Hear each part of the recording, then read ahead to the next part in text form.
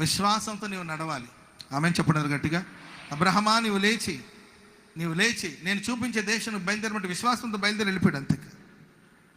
ఎందుకు ఏంటి అని ప్రశ్నిస్తూ కూర్చోవద్దు. ప్రభు వాక్కు నీ దగ్గరకు వస్తాయి, దేవుని మాటలు నీకు వస్తాయి, దేవుని వాక్యాన్ని విశ్వసించగలిగితే నీ ప్రతి నడక విశ్వాసంతో నువ్వు నడవబోతున్నావు. హల్లెలూయా. అబ్రహాం బయలుదేరమంటే బయలుదేరి వచ్చేస్తాడు. తుఫాను పొంగుతుంది, గాలి వాన తుఫాను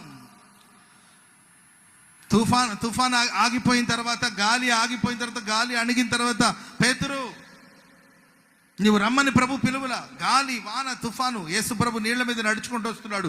పేతురు అంటాడు, ప్రభు నీవే అయితే నేను కూడా నీళ్ల మీద నడిచి వచ్చేటట్టు నాకు సహాయం చేయమంటే రమ్మన్నాడు ప్రభు.